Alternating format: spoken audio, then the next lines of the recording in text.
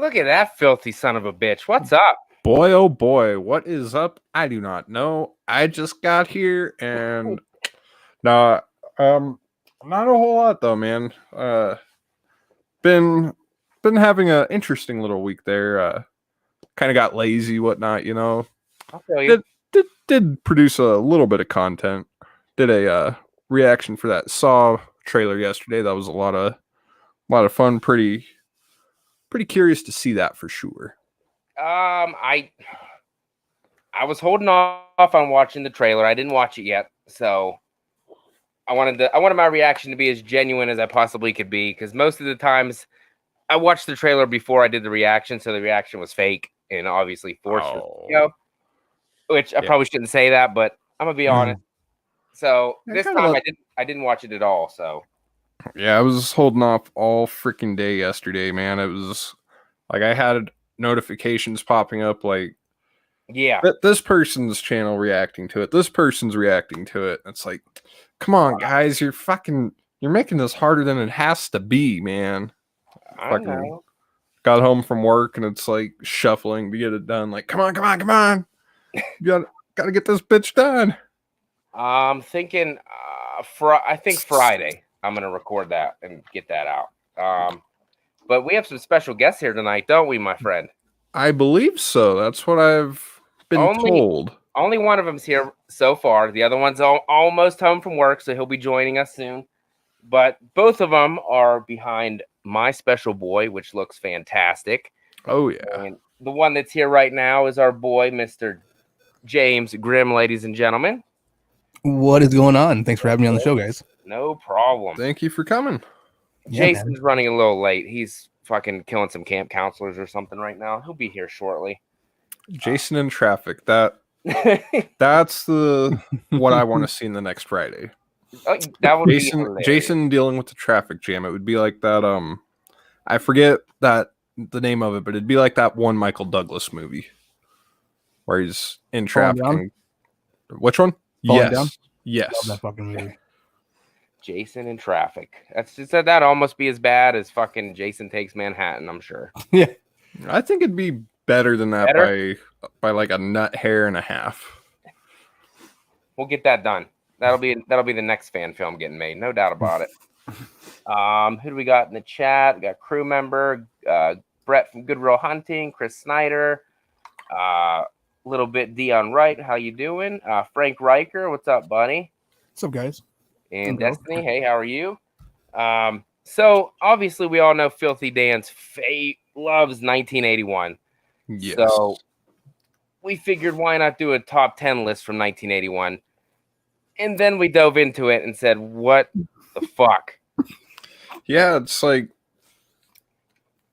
a semi-underwhelming year when you actually stop and look at it. I mean, there were some good things to be made and released in 81, but some of it's just like a fucking tin can films. Like, son of a bitch, man. Yep. I thought I've seen a lot from 1981 until you go look at the freaking list, and I was like, yeah, I didn't see like any of these movies besides the major players. So I had to rewatch as many as possible within a week's time to put this list together. And I was like, yeah, I didn't see it's like we were talking before we started, like James said, all the movies are pretty much the same thing with a different killer, but the premise is exactly the same. And so are any of them really any good? I guess that's debatable. It's debatable. It's a hard one. It's a great year for horror, the genre, but not great movies by any stretch of the imagination. It's like they just did so much where it threw the idea out there that, okay, so this horror genre, it was kind of the year where they said it's not necessarily going to be a genre to take too seriously. It's just kind of a fun type of film, and it really established, I think, horror as a fun genre in a lot of ways. Yeah. I mean, sure, there were some that were on the more serious end and still managed to come off as a little bit goofy. Yeah. But like it's like almost sad. The Howling is kind of like I feel like it tries to be serious, but it just couldn't be. I mean, Joe Dante, that's really what that one boils down to, you know? It's like not to say anything against him in any way, but it's like from what I've seen by Joe Dante, he doesn't have the most serious repertoire of films. He's more of a let's make it lighthearted, fun, and add a little bit of the spook factor into it. It's like just have fun with the movies. It's kind of his approach. It's weird because 1981 had 3 different movies with werewolves in it, and that was one of them. We had the Howling American Werewolf and then Wolfen, I think it is called. Okay, yeah. I've never seen it, but Yeah, I know it came out that year. I didn't see it either, but I did do a Google search just to see, and that was one that came up. I'm like, what the actual fuck is this? What is this shit? It's like, this looks pretty forgettable. And as you see just now, I'm like, what the fuck was the third one? Wolfen. Oh, yeah, that one. I'm going to share this on Facebook real quick. No problem. Frank says, come on, history of the world and heavy metal. Who doesn't like cartoon titties? Someone say titties? T said titties. Titties! Give me them titties. Titties. I don't even... does anybody even have any honorable mentions? Because I don't. No. Yeah, no. Okay, I got one, but it was from a made-for-TV movie, which I might have seen it as a kid. It was called Dark Night of the Scarecrows. Made-for-TV movie. There's like no gore, blood whatsoever. It's not my usual cup of tea because it's a super-duper slow burn, and they never really show who the killer is, so you don't know if it's this guy who got killed in the beginning of the film, if it's this little girl who was like his like best friend. He was like a mentally challenged like 36-year-old, so he was like really like an 8-year-old, so he'd hang out with this little girl and shit. And then she got killed, and of course they blamed it on him, and he killed him and found out that he didn't do it at all. So you don't know if he's the one doing the killing as a scarecrow, because he hid as a scarecrow to hide from the people trying to kill him. Right. It was interesting. It was a little slow, but it was different. I never seen it before, first time watch. So I guess that'd probably be my only honorable mention that I had. I guess I have an honorable mention. It's not a horror film really, but it was made by a well-established horror director. And I just want to say, for shits and giggles, Escape from New York. Like, again, not horror, but it came out in 81. Right. But just wanted to show some love to my boy John Carpenter. It's like, if that movie had if it had a strong horror presence, I would definitely, easily, without a doubt, throw that on here. But just want to throw it out there for shits and gigs and appreciation. Chris Snyder said, how many first-time watches did you guys have to prep for this video? 1, 2, several. Yeah. Well, there was a couple that were first-time watches just to prep for it. 2. But let's see. It was 1, 2, 3, 4, 5, 6, 7. 7 of these I have reviewed in full. Oh, then there you go. So they, like, I remember them well enough. It's like, just kind of listen back at my review of those and be like, okay, yeah, I remember liking this one well enough based off of what I'm saying at that moment. Like, the sound, it holds up. It holds water. Nice. I had 3 of these were first-time watches for me. Same. So. And everything, I was gonna say everyone that I watched made my list, so they must have had some kind of impact on me, I guess. Frank says, my honorable mention is Burial Ground, which has the creepiest, incestuous kid you'll ever see in horror history. I saw that on there. I didn't have time to watch it though. There was one I really wanted to get on here, but didn't have time to watch. Was The Black Cat by Fulci. Just didn't have a time to get to that one.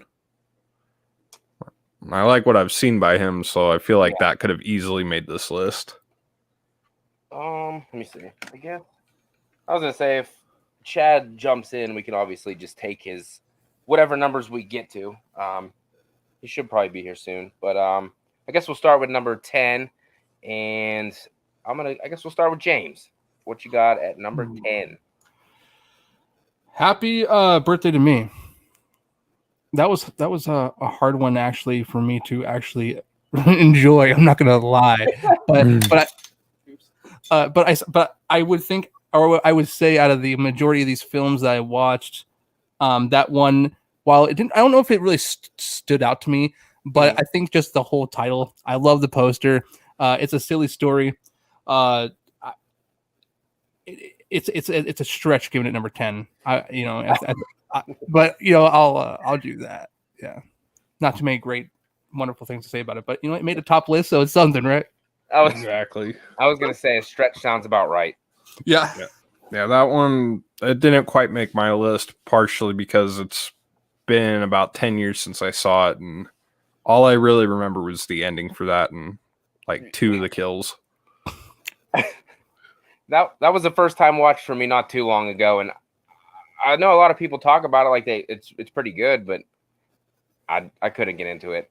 And the mask at the end when she took off I couldn't fucking, no, it wasn't good. I didn't like it. And you just put it on there just because you had nothing else to put at number 10, so it's really not that good. Yeah. Gotta be honest. Yeah. Brett from Good Reel says my honorable mention is The Burning. Just kidding, Filthy. Always gotta fuck with you. Damn it, Bert. Fucking Bert. And Man. what's up, Kyle? Kyle's here. How's it going? All right, Filthy, what do you got at number 10, my friend? At number 10, I've got one that I don't know if this is going to make anybody else's list. This was Final Exam. No. I actually do enjoy that one for what it is. I mean, it's 81. It's set on a college campus. Yeah. You have what I thought were interesting characters. You have a badass Ninja Myers as the killer.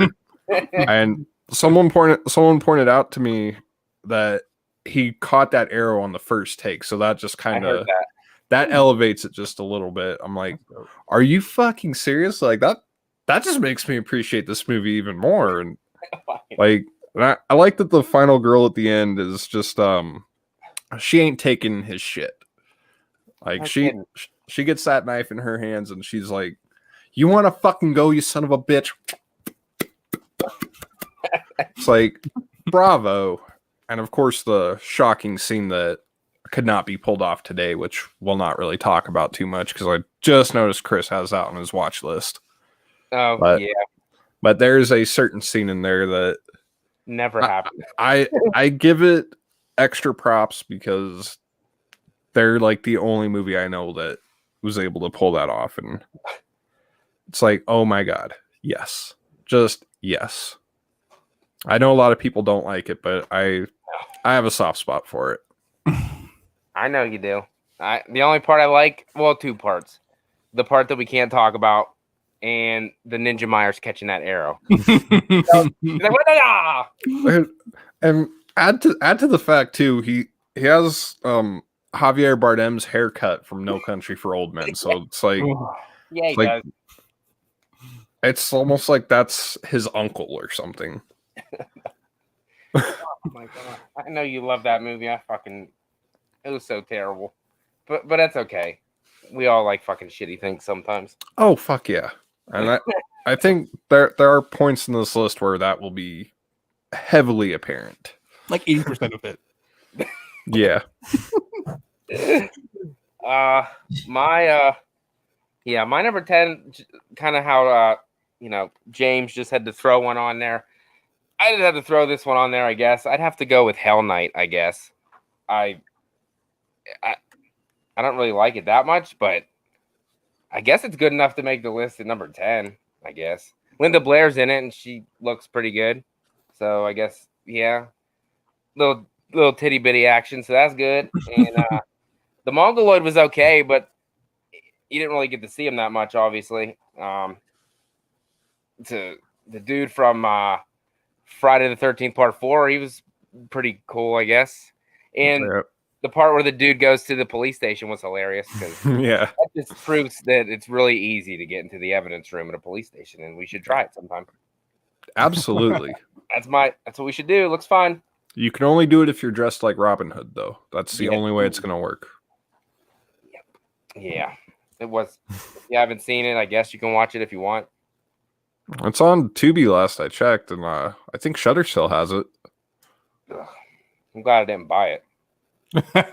I almost want it. I almost want that one on Blu-ray. I like the case, but I probably would never watch it, so there'd be no point to get it. I thought it was like a haunted house or vampire movie, just going off the cover, and the name kind of makes it sound like it's about demons, and then you throw Linda Blair in there. It's like, so it is a demonic movie? Because I hear Linda Blair, first thing I think is Exorcist. Yeah, but I like that I can now think of this and not Exorcist now. I mean, I like the Exorcist, but I really like to think of this particular Linda Blair. Like, my God. I've never seen this movie, so I don't know. Damn it! But no, I love hearing what you're saying. Well, it's either I made you really not want to see it, or you're curious to see if it's not as good as I said it wasn't. Yeah, exactly. I'm kind of actually curious now because of what you guys have said. Nothing in regards to this. That's not what I'm. That's not what I'm saying. It's nice. You come out of interest. You stay for that. Okay. Motivation. There's your motivation. Chris Snyder said, unrelated question. Gonna try to finally watch Psycho Gorman tonight. Has anyone watched this one yet? If so, what are your thoughts? No, I have not seen it. Haven't. No. It didn't really look. I don't know. It didn't really look interesting to me, but it might be good. I don't know. I was hyped about it like the week that everyone was talking about it, and then I kind of forgot about it, to be perfectly honest. Then obviously it's not that memorable. So not worthy. I do want to see Godzilla versus Kong, and hopefully I'll be watching that tomorrow. I hope. It's out right now, right? Yeah. Come on, man. Come on, Chad. We ain't got all night. We're just gonna keep rolling until he gets here then. So that would bring us to number 9, James. This one as well is a hard one. But this might be a little weird. Just Before Dawn. It's kind of like a really obscure kind of like film. Anytime you have some people hiking and they get attacked by mongoloids with fucking cleavers, it's a happy time. Even though I found it a little at points hard to watch, but that's kind of like a lot. Like that's like the theme of these movies from this year. And kind of like I said earlier, like 81 is great for horror, but we're not great films. So I found this one a little bit more enjoyable than Happy Birthday to Me. I crew member keeps telling me to watch this movie. I haven't seen it yet. I didn't have time to watch it. I want to see it, and you kind of intrigued me to see it, but then you kind of didn't. But I think if you go in, like I didn't go into any of these films expecting to like just be blown away. Like holy shit, this is fucking earth shattering. But for what it is, it's kind of fun. That's all you can take away from these cheesy 80s movies, as long as they're fun. Oh yeah. What do you got, Filthy? I have Graduation Day at number 9. I knew that was going to be on there. Again, it's got the school-like setting. I really like the idea of the killer using the stopwatch every time somebody's getting killed. If you watch the opening of the movie, you kind of get an idea who the killer is, though. I thought they did pretty good at setting up the whodunit, even if they did try a little too hard throughout the movie at some points. Mm-hmm. You get Linnea Quigley early on in her career, so that's a lot of fun. It's always fun to see her on screen. But you do get this weird-ass musical sequence, like in the middle part of the film. It's not like the characters break out into song, but they're at like a school dance and shit, and you just hear that funky late 70s disco type music going on, and yeah, there's like a little killing going on during that, and you get the little cut back and forth from the school dance and the killing. It's interesting. But yeah, if you like the cheesy school setting horror slasher films, definitely check out Graduation Day. It's got a semi-holiday theme to it too, so you gotta love it for that, if nothing else. I wanted to get around to watching this one, but I couldn't find it streaming anywhere. Yeah, when I found it, it was on YouTube, and I don't like watching movies on YouTube because part of me feels like a dick when I do that. But that's honestly where I watched it. And Just Before Dawn's on YouTube as well. Is it? Yeah. Damn it. Yeah, when I was going through these films, I was trying to go everywhere. Went to Amazon Prime, unavailable, and I finally found it on YouTube. So I do feel like a dick, but it was like I couldn't find it anywhere else. I'm glad I'm not the only one who's like, if worse comes to worse, I'll break down and watch it on YouTube. My buddy, big shout out to my friend. He has a channel called Grindhouse Grotto, and he actually got me into Just Before Dawn, like probably a good year and a half ago. Well, he tried to get me into it, and I couldn't get myself to get into it. And then, of course, this video came up, and I was like, all right, I'm going to take this opportunity to finally watch it. Hell yeah! Look at that guy. There we go. Holy shit! See, he's not even too far behind either. Chud from the corner. What's up, boys? What's up? So that's good. So we're only on number 9, so that means that he can just go ahead and give his number 10, and then he's right back in the game. Bingo. My number 10? Oh, where's my list? Hold on. Chase, Chase from Moser Movie Reviews. What's going on? Shannon, how are you? Hey. Damn it. Chris Snyder says, get the Just Watch app, and it will tell you where the movie streams when you search. Thanks, Chris. Oh, nice. Thanks, man. I think I'm going to go with number 10 is Scanners for me. Dang, a movie that I've never seen. Not a bad choice. Dang, I can't even say nothing about it because I don't know anything about it. Yeah, I love Scanners. Michael Ironside makes all the heads explode. Oh, I'm great. Yeah, Ironside was a lot of fun in that. I only watched it once, and it was today, so that... Spoiler alert, Scanners did not make my cut. But if I had seen it more and actually had time to let it soak in a little bit, perhaps it would have been on here for me. But fair enough. When you're watching movies at work, though, you can't really enjoy it to the fullest. Yeah, you got that right. You should be doing some work, man. Come on. Yeah, it's like you're here to work. What the fuck are you doing? I'm watching a movie, you dick. Steve Merlo, how you doing, buddy? What's up, Steve? I'll give my number 9. My number 9. This might actually make some people mad, but it's the original The Evil Dead. That was one that I watched for the first time, and I don't know. It was okay. I don't know if I was supposed to love it. It was all right. It was fine. Obviously, the effects are really, really bad. I don't know if it's supposed to be like that or what, but they were pretty shitty. Bruce Campbell's pretty much the only reason that I want to watch that movie, and I guess the Deadites are pretty creepy too. But it's mainly Bruce Campbell is the reason that I want to watch that movie. But other than that, I like the remake way better, in my personal opinion, of course.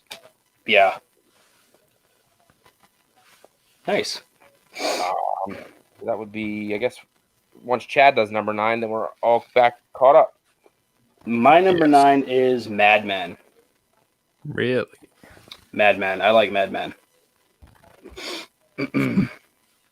That was one that I watched for the first time, and another one that takes place at a summer camp. So I like that setting for some reason. Wink, wink. Yeah, I watched it. I didn't even finish Mad Men. I cut it off. I like Fair terrible enough. shit, but Fair that enough. was real bad. At least for me. That's all right. So I guess number 8, James. It's gonna go to The Howling. Ooh. Okay. That one. Ooh. You know, I had really was trying to like fight within my inner thoughts, like this should be higher, right, or should this be lower? I did find that it was very cheesy. Look, the practical effects are pretty cool, but it's nowhere on the level of a American Werewolf in London, you know. But it has Dee Wallace in it, and you gotta love Dee Wallace. You know, she's pretty much wonderful. So that's Yes. probably that was a struggle right there because she's awesome. But the film's just really weird. The ending's really weird, you know, especially when she gets on live TV and she's trying to tell the story like there's this secret society out there, right? And then all of a sudden she starts becoming this, and her nose starts like doing this thing, and like you see the barrel of a gun, and the gun shoots, and you don't actually see what happens, and you're just like, what's going on here? It's a silly ass finale, but all these have those. Kind of sounds like Cube 2, the second Cube film. I haven't seen God. Haven't seen it. And just save some time and don't. it. Okay, thank you. Thank you. Appreciate it. I won't have to fucking do that. All right. I know a lot of people love The Howling. That was the first time watched not too long ago either. I didn't find it enjoyable at all. Besides, obviously Dee Wallace. Everybody loves Dee Wallace, but besides that, It's a struggle. I couldn't Real. really get. Honestly, I haven't seen The Howling. Wow, Check it I've seen a out. movie you haven't. That never happens. But yeah, so it's not going to be on your list. So Nope. good. I mean, I could have put it there, but You didn't. I got more honor than that. Oh, real What, quick, there's an echo here. Is it me? Is it me? Kind of hear it on all of our sides. I was gonna say I don't hear anything. Test. You sound good. What about now? Bum. No, I don't hear. I think it's. Is it coming from Chad's side? I hear beautiful singing, but that's it. Sounds like it went away, so we're good. Oh, okay. Who else? Somebody else came in. Where'd it go? Genome Presents. Hey, how's it going? Evening. Shannon says Silver Bullet isn't terrible in my eyes, but The Howling is my favorite werewolf also. I'm a Silver Bullet guy, personally. Yes. If Silver Bullet came out in 81, It would be on the list. oh, no fucking doubt. It'll be on No the doubt. What do you got at number 8, Filthy? Number 8 for me, I have your number, I believe it was your number 10, Hell Knight. Yep. Again, for reasons we went over, I really enjoyed it. You have a fun cast, not the most original premise, but I really like the idea of trying to incorporate a haunted house motif into the film. Mm-hmm. The scares were pretty good. It was mostly predictable and pretty easy to call throughout, but it had some surprises in there, and I kind of liked the ending too. It was, I had fun with it. The ending whenever she's somehow magically driving that car with no hands on the steering wheel and it's still fucking going straight. But Dude, she don't care. she was steering with her jugs, bro. I guess Her tits were steering the car. we'll go with it. I can do that. I mean, I can do that. talented, and it was convenient that she backed into the fucking gate like a moron to break it so that she could use it as a weapon to kill the dude. But whatever. It was. But I respect your choice. It's not a good. I just don't like it.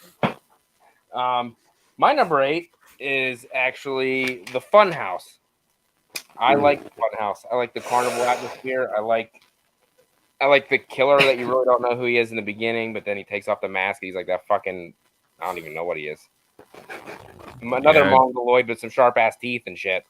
But Yeah, fuck, I missed out. I missed out on that one too.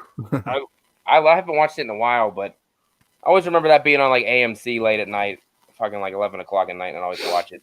I just think the Funhouse, you actually get to see the Funhouse, the carnival itself. You're not just stuck at the one part of like the carnival like most movies do. You actually get to see them walking around, going to the games, going to the fucking like the cotton candy and all that shit. So I think that adds to it for me. I like pretty much the atmosphere is probably the main reason why I like this film, but definitely Right. put it on there. So that's why I was at number 8 and not any higher. Nice. See some love for Funhouse in the chat. All right. Chris Snyder, crew member. Good stuff. Chad, what do you got? Number 8. I actually have the Prowler Ooh. at 8, only because of the outfit. I'm not the biggest fan of the outfit, but I love the movie. So it's kind of like, I don't know. It's Right. weird to me. I hate how he looks, but I love the movie. So I got Prowler.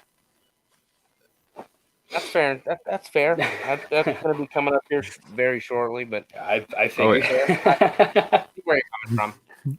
The outfit is kind of weird, and I didn't even fully understand what it was the first time I watched it, but Yeah. it's fine. It's fine. James, number 7. The Prowler. Yeah, you know what? It's kind of a fun movie. I spoiled your pick. Sorry. Yeah, you kind of My did, bad. but there's a lot of moments I noticed, or at least it felt like a lot of moments where you see these people get killed, and all of a sudden their eyes are just pure white, and it looks so fake and just so weird. But there's something about it. I just thought it was really, I don't know, it was kind of fun. It was kind of, but I do agree with Chad. The outfit was kind of It's whack kind of shit. charming in a way, but on a fucked up weird level. But yeah. It's almost like a I almost want to say like a boutique type of thing. I know it's like military fatigues, but Yeah. Mhm. it's like an acquired taste outfit for Yeah. sure. very Yeah. much so. Yeah. Goodreal says the Prowler is high on my 80s watch list. Snyder agrees with Chad, saying that he loves the Prowler, but the issues with the costume. Hell yeah. Crew member likes the costume. I showed you the Prowler, Shannon. Shannon says still need to see it. I thought I showed you that one. And Frank says he thinks the costume is actually good when in the dark. I feel like, I feel Yeah, when like you can't the only, yeah, that's true. That makes sense. Yeah. I'm with Crew here. I really did like the getup of the fatigues. I liked it. I just don't. I didn't get the. It was different. It was different. I didn't get the face covering, but Yeah. outside of that, it's like I dig it. Like the face covering doesn't make a whole lot of sense, but I liked it. I thought it was like a hoodie tied really, really tight with a string to make it look like this. I don't know. I don't know what the fuck it was, but I didn't watch it for what he looked like, that's for sure. Dan, you're number 7. Bloody Birthday Ooh. from 1981. Mm. But no, of course these are all from 81. But Bloody Birthday is like, here, let me look at my top 10 here. Yeah, probably the most unique of the bunch. I mean, you have like it's established pretty early on that you have 3 kids who are the killers in the film. Yeah. I like that. I like that idea. The whole thing where they use astrology to explain it was a little Halloween 6 before Halloween 6, but you know, Right. I still enjoyed it. It's probably one of the funnest of the bunch. And yeah, probably is the funnest one out of the list, but just didn't make the top half. But I really enjoyed it. I didn't like it the first time I saw it, but I'm very fond of this movie, and I like the idea of writing a little sequel for it, which Heather kind of kick-started, kind of gave me the idea for that. So thinking up ideas for a follow-up. Hell yeah. Nice. I like that. I like that pick. That's a good one. My number 7 might make people mad too, and probably very shocking that I would have it this low, to be honest. Or even on here? No, it would definitely be on the list, but as low as it is, I went with Halloween 2. I'm the You minor. at 7? Yep, Ooh. I had it low. Sacrilege. Ooh. Sorry, That hurts. it's not. I I used to love I it. can't blame him. I used to love it. The more and more I watch it, I don't really like it that much. But it is Fair good enough. enough definitely to be on this list for sure because it's fucking Myers and Yeah. I love him, so Yeah. obviously it's gonna be on the list. But when it comes to sequels in the Halloween franchise, it's not one that I really go to. Mhm. Right. It does have a hot tub, Frank. Yes, it does. I do like that scene. It's kind of stupid. She knows he was naked 5 seconds ago, and then rubbing his arm, and it's a long sleeve thing. But whatever. That's Yeah, beside not to mention that Bud's shirt was rolled up sleeves. yeah. So Probably felt like so much softer material too, I would imagine. But and then suck it on his bloody ass fingers and doesn't think nothing of that. I don't. like, That's fine. like if Dick Warlock's Myers is in any way, shape, or form similar to Mike and Jay's Myers from Wham, you know Michael's been picking at his ass. He probably did that too the night he escaped. Like if I was in the hospital doing nothing for 15 years, I'd at least scratch my ass once. Just once. Just one. Yeah. Especially at least once. At least. Especially the night that I decided, you know what, I'm done with this place. Time to Good. go home. One final ass scratch. There we go. We're good. Chris Snyder says Halloween 2 is good, but it would be lower on my list too, honestly. It drags too much for my liking, but still a good movie and a great sequel. That's true. I enjoy it, but I don't enjoy it more than any other movie on the list. So that's pretty much why it is. It's the better Halloween 2 Whoa. of all the movies named Halloween 2. Whoa. There's a Halloween 2 mask right there. I don't give a fuck. No, I'm just kidding. There's one right there too. Got this one. He said it. That's what this fucker is too. A little warlock on the back there. Hell yeah. Has the little pinprick in the neck. Nice. Fucking beautiful. It's beat the shit, but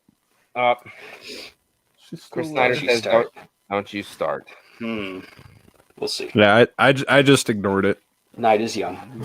Oh, I don't like Rob Zombie's Halloween 2 that much either, though. So what are you gonna do?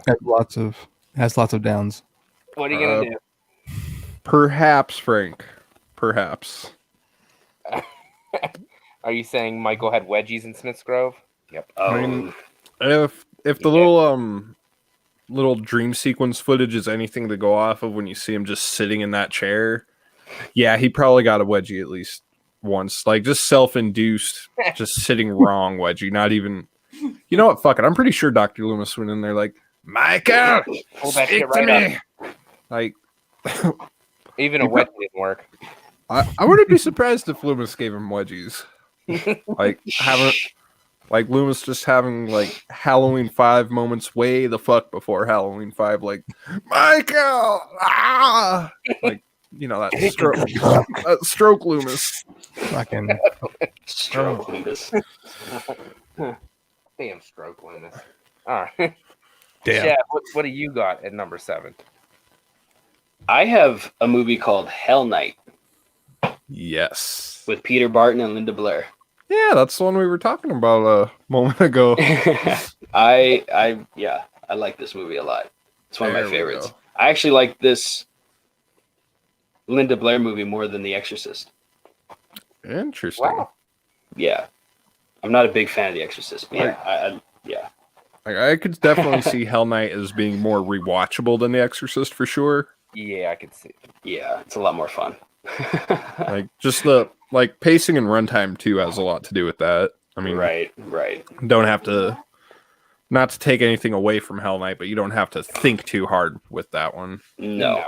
Where Even The though it's a bunch of college kids, but I'm not a big fan of The Exorcist either, Chad. So there you go. I'm not surprised. That's not my kind of movie. It may be one of the best ones of all time, but it's not. Yeah, I definitely respect it and appreciate it, but I'm just not a fan. I mean, I'm a fan, but just like not a Crazy. Oh my God, I gotta watch Exorcist again. It's one I don't revisit often. Like I'm more likely to throw an Exorcist 3, honestly, before the first one. Yeah. Is that the one with Durif? Yes. Okay. Yeah. Okay. Yeah.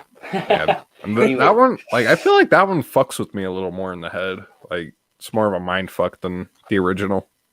Oh, for sure. Brett says The Exorcist is a golden reel. But I do prefer the Omen over the Exorcist any day, though. Like give me the Omen before the Exorcist, and I'm a happy little devil boy. Me too, buddy. Me too. Fair enough. James, you're number 6. Yeah, it's going to be My Bloody Valentine.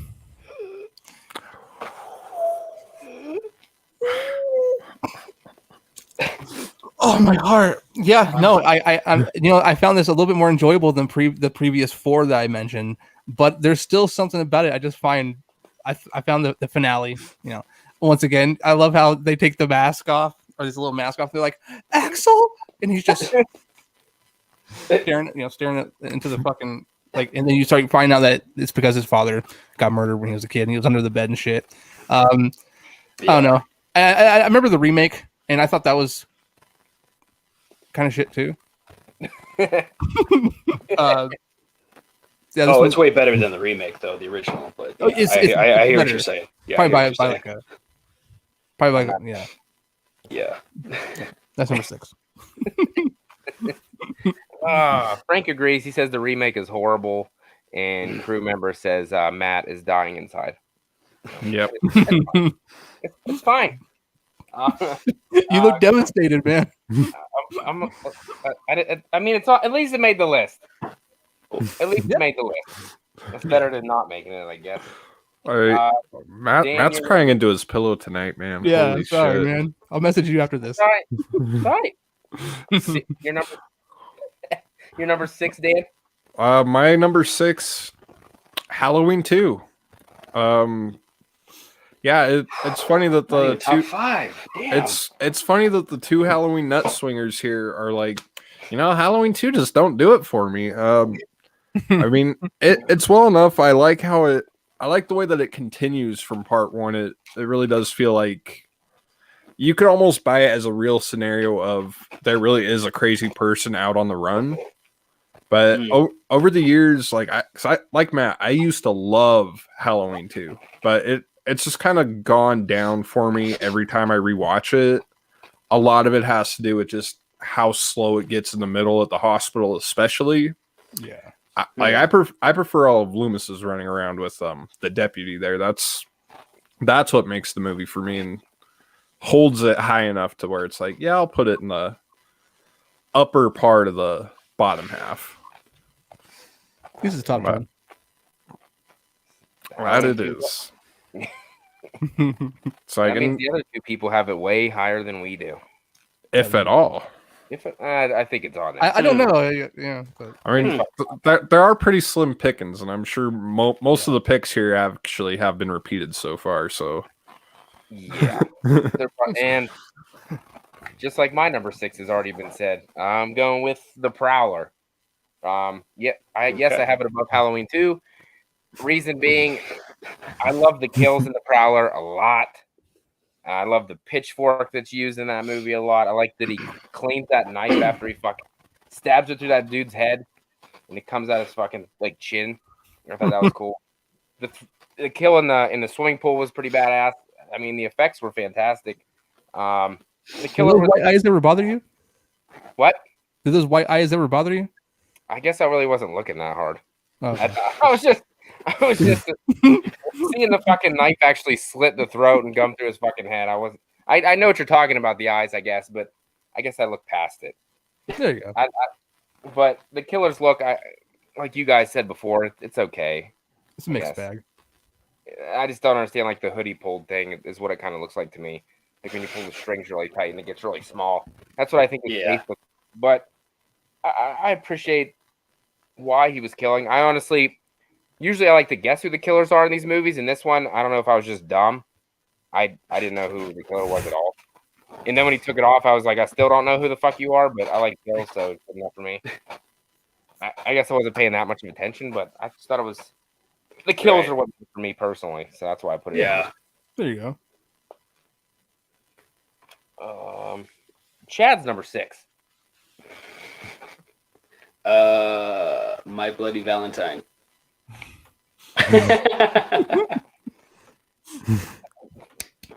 For pretty much all the reasons James already mentioned. So yeah, My Bloody Valentine's number 6.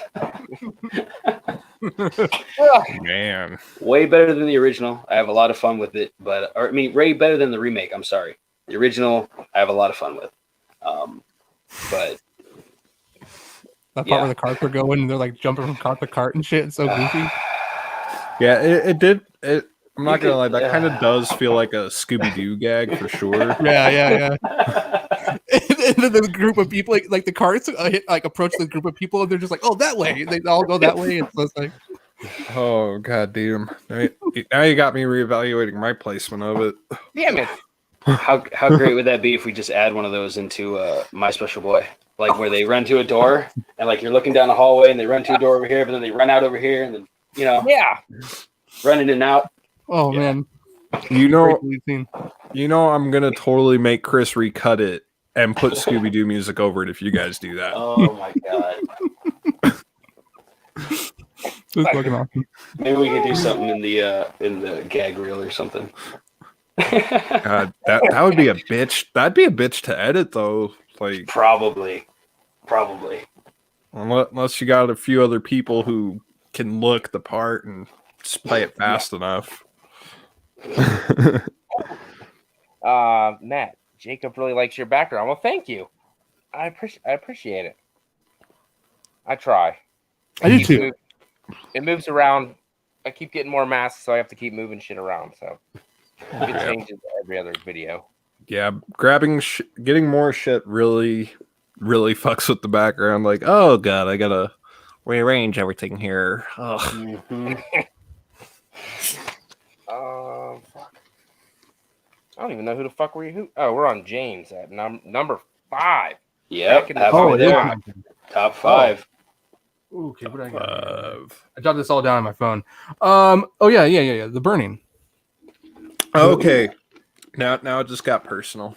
I was gonna say, is this a bad thing or is this a good thing? I mean, it's top 5, so it's top 5. Stan's baby. Dude, I mean, let's be honest. I mean, like this film totally feels like a Friday the 13th ripoff. Like it does, and to a degree. I'm sorry. True. And that's a good thing because it's actually a really good highlight of all these films we've named so far. It's one of the better ones. Caretaker gets fucking, burns and he's like disfigured. He comes back for revenge and the kills are great. I mean, it feels very Friday the 13th, and that's not a dig at it. It's a compliment, if anything. Yeah. Okay. It's got some pretty young actors early in their career. Like Jason Alexander is in it. Yes. Holly Hunter, yada yada yada. You got some other folks. Fisher Stevens gets his fingers cut off and all that. So yeah, he does. Yeah. Nice Finger Stevens? Nice little cat.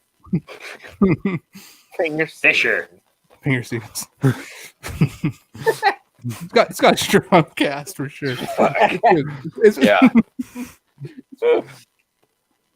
Chris Snyder says The Burning would be my number 1 or number 2. It's worthy of a remake. Yeah, and I don't say that. Sure. I don't know if it'll probably never come, but it'd be pretty cool if they did. Yeah. Oh yeah. Dan, your number 5. My number 5 is The Prowler. There you go. I really did enjoy it.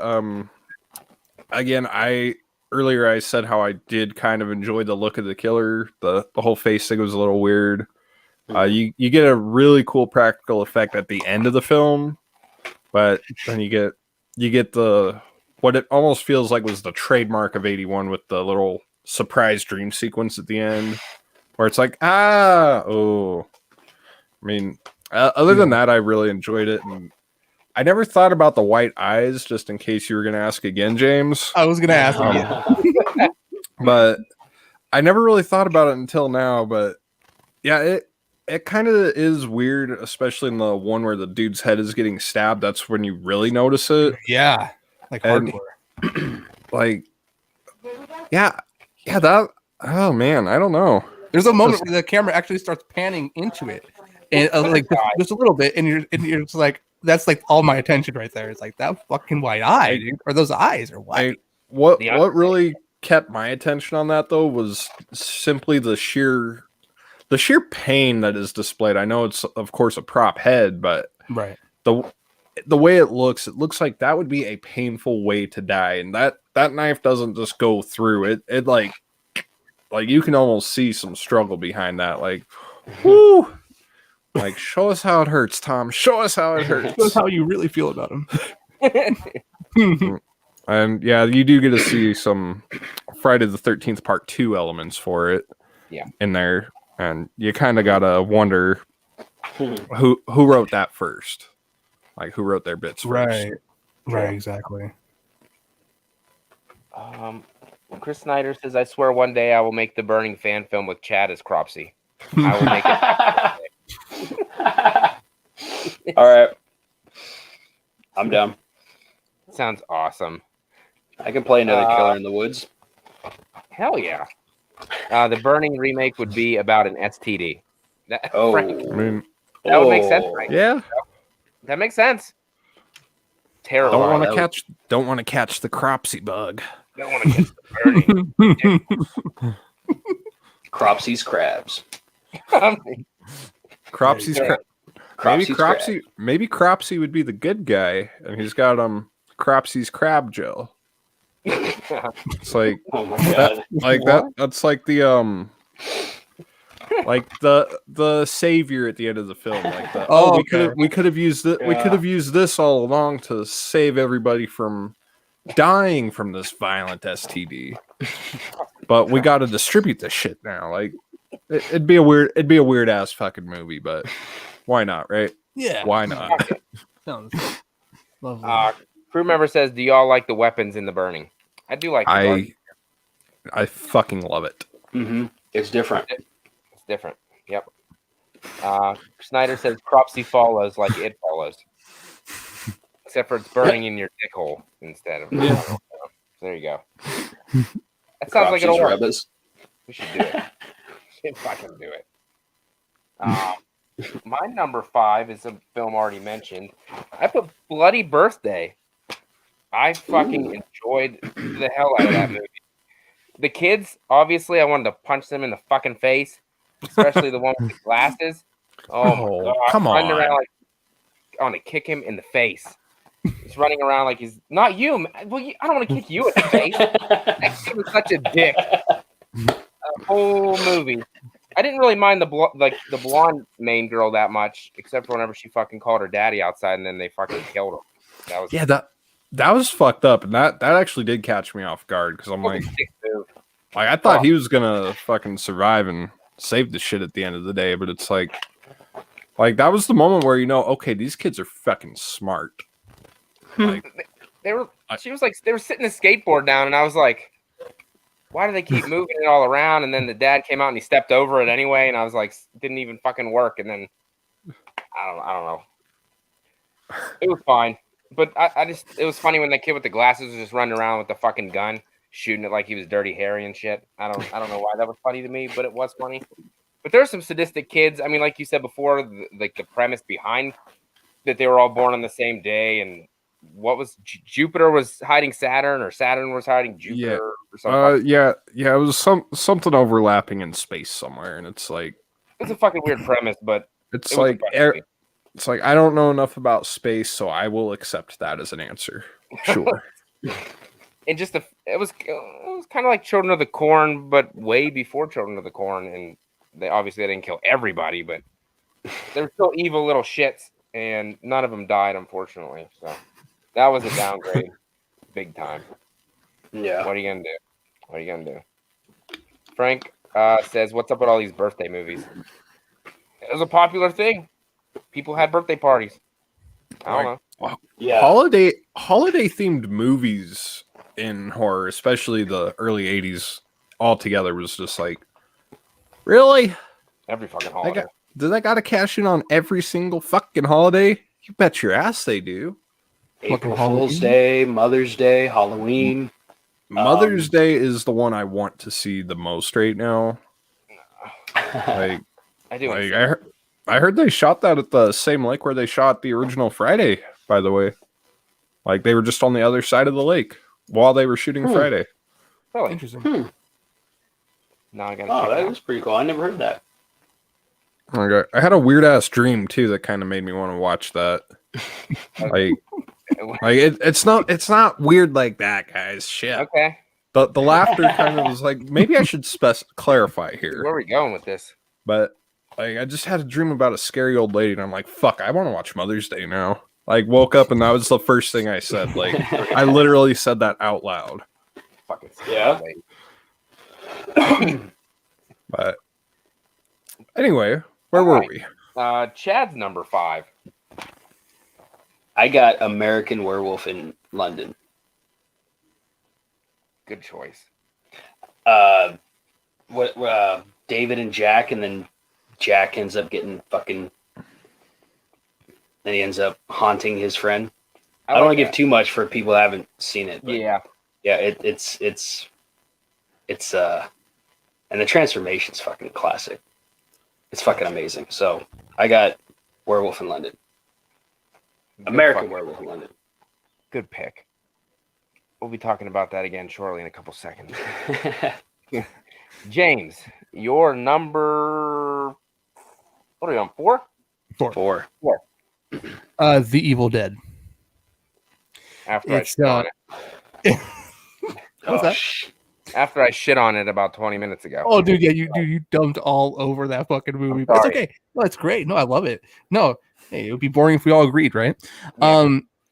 I think it's a super fucking uncomfortable movie. Like, and that's what I like about it. So from the very start of the film, you get all these weird camera angles. They're driving over this wood bridge. Their tire breaks through partial way through, and they're just like, "We'll just keep driving over it." You know, and they keep going, and just all this weird shit goes on. This chick gets strapped down with twigs down, and it tries to like. Is it trying to like penetrate her or some shit? Like, dude, it's just weird. It's and then it just from that moment it just doesn't let up. It gets weirder. The acting's terrible, but Bruce Campbell's great. It's just fun. The finale, actually, I do like the finale. With the majority of these movies I've named prior to this, I thought the finales were all the same kind of the same. This one was just slightly different. I do like how he essentially had to just continuously kill his friends. Because they were all just gnarly. They're just a bunch of fucking demons. You know, he gets the book, he lights it up, and blah blah blah blah blah, so on and so forth. Anyways, it's a good one.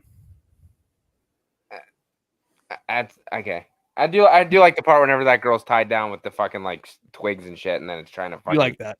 have sex with her, which is fucking weird, but we'll go with it. Tree on girl action, man. Shit. I just like how like fuck. I do how there's those moments where the camera is following the victim as though it's like a spirit flying through the air and chasing. I really like that. Sam Raimi is fucking weird. That is one way to put it.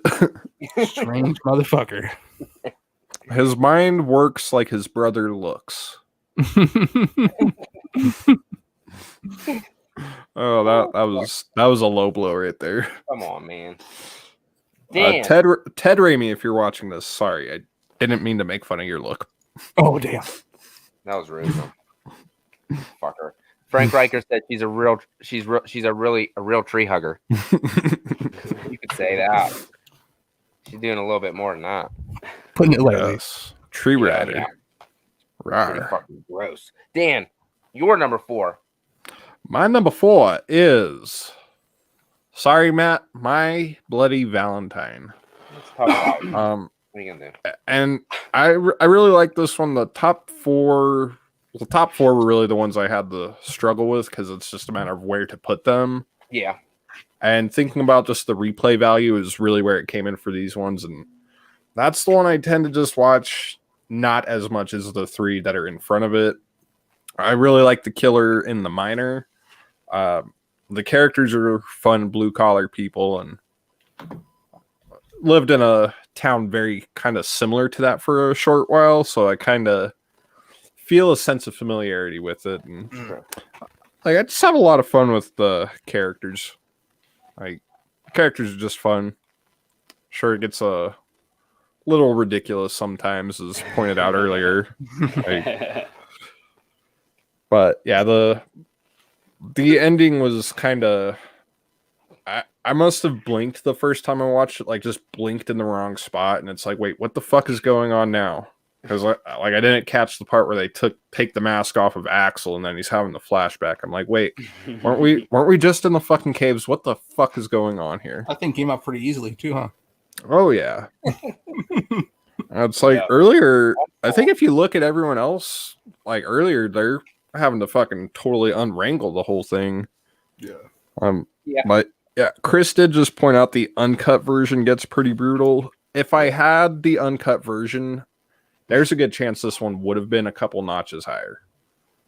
Just keeping that in mind, Facci. I'm not mad. I'm not mad. We will all be the three of us will be haunted. You guys will be murdered by the other, where I will simply be haunted for a week by the other. Yeah, right? It's fine. It's fine. The other is coming. He's like thinking to himself, he's like, these fuckers are never coming back on my show. At least it made the list. That's all I can say.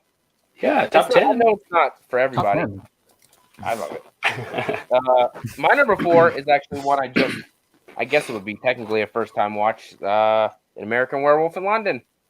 I loved Jack and David's like chemistry they had together.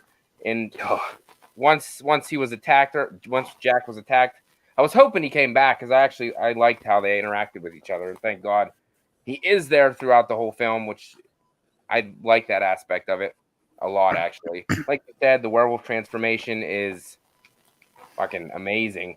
I always heard people talking about how great it was, but it really was fucking grade A effects right there. You don't really see. I mean, you see the wolf, but you don't see it like. It isn't on screen crazily amount of times. I like the corny like sex scenes they have and shit. I love the way David acts throughout the whole movie. I just think it's a whole area. If it makes you feel any better knowing Dave Naughton wasn't really an actor per se whenever he did this. He was more of a he was like a one-hit wonder musician and had like a TV show going just before this, so kind of interesting. I think he even showed up in body bags later on, but yes, and he did, right? Funny enough, because I haven't seen Werewolf in London, but I know the one song that he did making it because it's in Detroit Rock City. But no, when he shows up in body bags, I'm like, is that fucking David Naughton? I'm like, no way. And lo and behold, it is David Naughton. Like he's got one of those recognizable faces, yet very everyman looking. Kind of weird how that worked out. Frank says American Werewolf in London was the first movie to win an Academy Award for special effects. Nice. Fuck yes. Much deserved. That was another thing. Going back to the transformation, it's terrifying because it looks like it fucking hurt. Yeah. Like fucking stretching his hand out and shit, and then no, it looks like it would hurt. It would probably be a blast being a werewolf. I'm just assuming, but that transformation, no, I'm good. Yeah, it's like Lon Chaney Jr. makes it look like a painless process. Like he makes it look like it's only emotionally painful. Yeah. But I have seen the transformation scene like through various documentaries and whatnot. So I've seen the stretching of the hand, and it's like I look at my own hand. I'm like, no, please don't. No. Fuck yeah. Another good scene in that movie I liked a lot was towards the end when every freaking car is crashing into one another and people are flying out windows and shit. I didn't expect that at all. But I thought it wasn't supposed to be enjoyable for the people, but I thought it was enjoyable to watch. It's kind of like that scene in Titanic where the dude like flies down and hits the propeller, you know? And he hits it. It's supposed to be sad, but you're like, damn, that was funny. Like, that's the best part of the whole of Titanic, when the boat cracks in half and then everyone's fucking falling off. It's supposed to be sad, but it's funny. It's funny. Funny to me, anyway. I might be a dick, I guess. Yeah, it's funny that you mentioned humor in Titanic, because that's one movie that I jokingly refer to as a comedy sometimes, and it's like, I don't even know the right words for that. I know it's dark humor, but it's still like, oof. Sorry, Frank. Frank brought us down a little bit. Sad fact: Jack's real life sister is Dominique Dunn from Poltergeist, who was strangulated by her boyfriend. Yeah, unfortunately. And I forgot all about that.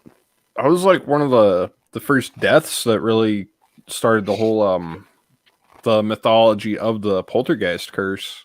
Really? Like, sure, there was some strange shit on set, but that was the first thing to happen outside of the movie where they're like, shit, is this whole shit cursed here? Like, is everything we're doing cursed? Mm-hmm. And it was unfortunate too, man. Like, just reading about it, you feel some sort of impact. Like, not even just because she was in a highly beloved, a well-beloved film, but just as a human being, you feel something about that. Like, right, just brings you the fuck down, man. Yeah. No doubt. So Chad, your number 4. The Burning. I mean, woods, camp, location, the fucking shears, the cast of up and coming, actors who would become, fucking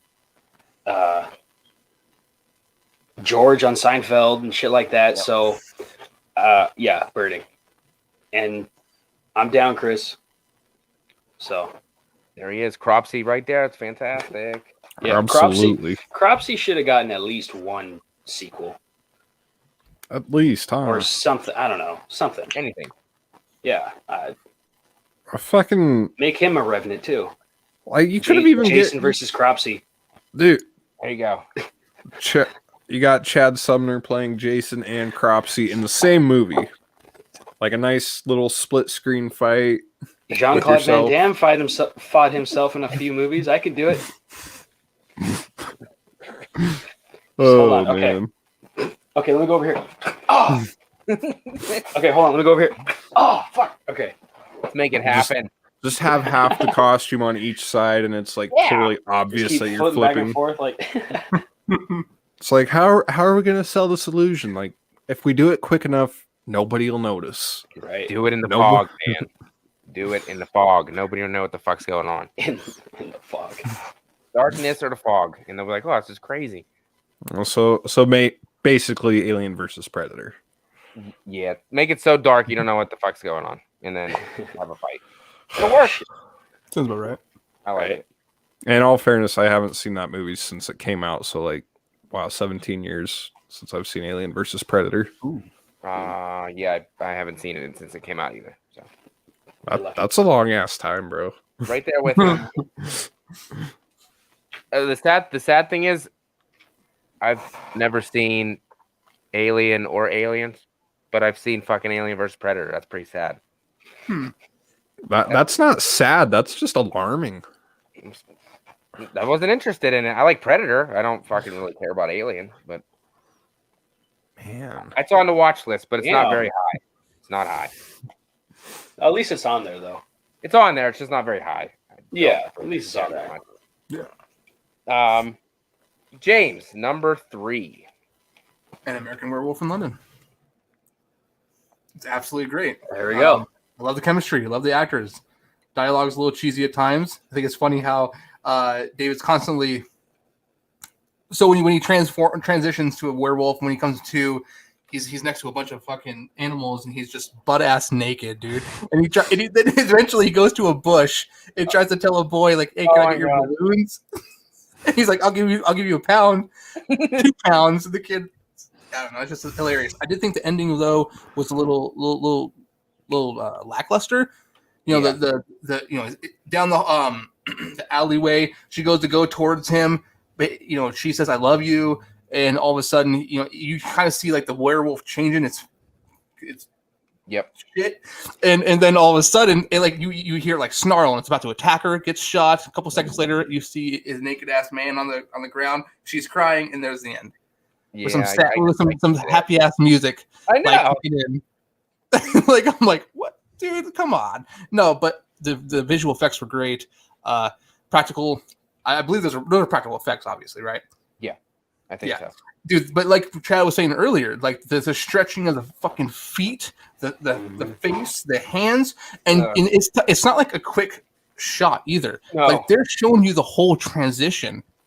And this dude's like, "I'm burning," and he's ripping off his clothes and shit, and he's getting all naked, and he's fucking growing hair everywhere, and his teeth, and oh, dude, it's uncomfortable, but it's amazing. I love that film. I love that film. It's good. I'm glad you brought up the naked part in the zoo, though.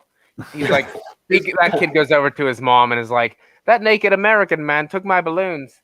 Yeah. I don't think. Okay, like that's just fucking weird. Oh, dude, Filthy, I feel so bad. You haven't seen this, so I think I just spoiled a shit ton for you. Oh shit. A little bit. It's like I'm gonna pretend I didn't hear that. And You're nothing, bro.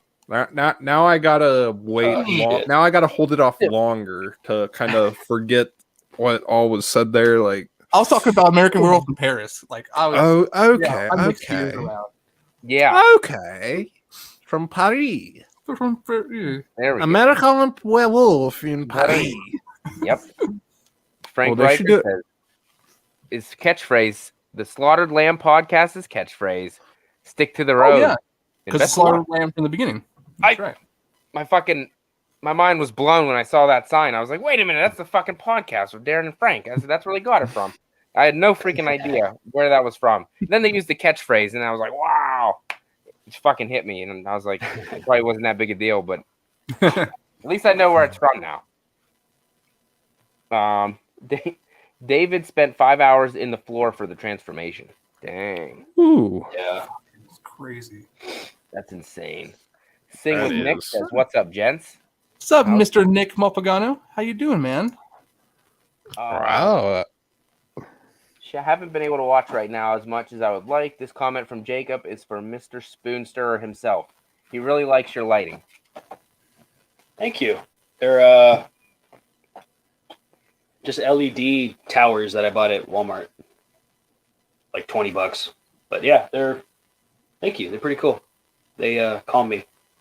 There you go. They make you relax. Oh, Shannon, by the way, we're doing a Very Bad Things watch along next month sometime. Just heads up. There we go. There you go. I remember she said she liked that movie. Yeah, that's one she's still trying to get me to watch, and like we're still trying to get each other to watch a lot of things. Like I showed her The Fog the other night, and Nice. she didn't like it that much. I was kind of devastated. I'm like, it's not my favorite Carpenter, but I can see that.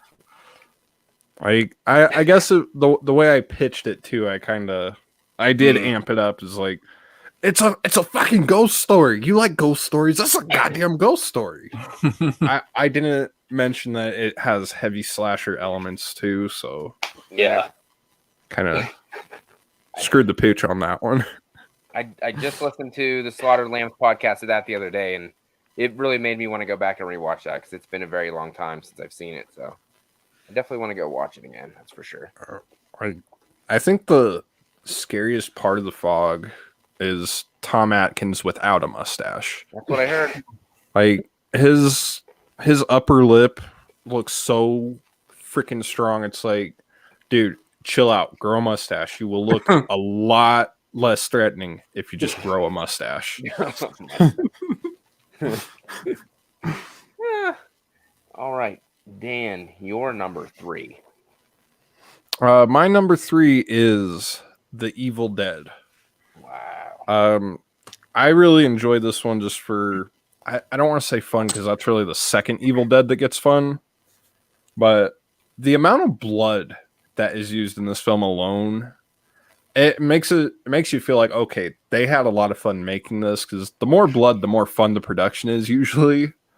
But the whole story is just absolutely terrifying. Like, you're just 4 friends going out to have a nice weekend out in the woods. And then next thing you know, you're being attacked by demons because you decide to read this little book that was just happened to be lying around. And yeah, having to kill your friends, like, when the evil leaves their bodies and their bodies look normal again, Ash is probably going away for a long time if they made a proper follow-up. Like, because the continuity in the Evil Dead films are just there really is none. It's like both of them kind of lead into Army of Darkness in a way. Putting it mildly. Yes. Matt, everybody's giving it love, but I mean, I guess it made my list, so I gave it a little bit of love. It was my first time watching it. Maybe if I watch it again, I might like it a little bit more, but first watch, I wasn't that crazy about it. Sing with Nick says, I saw The Fog when it first came out, was disappointed there was no monster. There's no monster. Damn monster. It's a fog monster. Yeah. Frank says Tom Atkins is like Tom Selleck. They need the tash to be sexy. There you go. They need the stash to be sexy. Yes. Sexy. My number 3. Go ahead, Dan. Oh, I was just saying, yep. Yep. Just agreeing, yep. My number 3 is The Burning. Like Chad already said, camp. I like the actors. I like the atmosphere, obviously. I like Cropsey. I know they said his makeup really wasn't that good. I didn't have a problem with how he looked at all. The raft scene alone is epic and puts that on this list just for that. He must have mad skills, though, to balance on a raft while cutting fucking people with shears, but he's talented. Maybe he's a surfer from Cali. Remember, he was in a canoe when he did that. You still got to balance. Yeah, because you get capsized in a fucking canoe. I'd be falling over trying to stab one person. So he's got mad skills. And then nobody tried to like knock Cropsey out of the fucking canoe or anything. Just sit there and take. Oh, Matt, don't poke holes in the logic. Don't poke holes in the logic. If we poke holes in the logic, none of these movies would exist. I know. I'm going too deep. Bro. But I'm done. It's like, why didn't they just not go back to the camp? Like, well, fuck. I know. We get it. But it was fun. I like the kills. I like the killer. Deserves a sequel. Good enough. Yeah, I agree with that. If not a remake, at least a sequel. Yeah. Something. Anything. Chad, you're number 3. Evil Dead. Fuck, I hated it. Even though number 2 is kind of a weird sequel reboot type thing, I still like the first one because it was fucking crazy. And Bruce Campbell and then the rest of the cast having to kill your friends, like Dan said, and just everything. Like, yeah, Evil Dead. And for what it is, I love the trilogy. I love all of them. Even Army of Darkness. That is a huge guilty pleasure. I don't even know if guilty pleasure because in my eyes it's a classic. So yeah, I unashamedly love Army of Darkness. It's fucking great. Never seen it. Why am I not surprised? I've only seen the original now and the remake. I have to in Army of Darkness. And I'll probably watch them soon. Oh, you gotta watch 2. I heard 2 is better than 1. I don't know if that's true. Oh yeah. Oh, far and away. It's like like I said, a reboot / sequel. Like they did a lot better in part 2. Yeah, like in 2 they pretty much cover 1, like they redo 1, but then it goes like midway through and starts doing its own thing. Fuck yeah. So I don't know. Evil Dead 2 just is a weird title for it though. With that in mind, it's like Yeah. Because I'm watching it, I'm like, wait, is he actually dealing with this shit again? It's like, no. Forget about the first one. It's like, oh, well, that makes sense. Yeah. Kind of makes sense now. One thing I noticed with the Evil Dead, the first one, is that I noticed constantly where something traumatic will happen, and then the characters just kind of like, what do we do? It just that's how it kind of felt and came off. Really, it's just like, oh, I don't know, get the fuck out of the house and get your car and drive past that bridge that you almost crashed through earlier. Like, get the fuck out of here. The bridge. But yeah, it's a good movie. Frank says, I think the Burning sequel should be nothing but Cropsy eating plums. I don't know why I find that funny, but he deserves an easy retirement.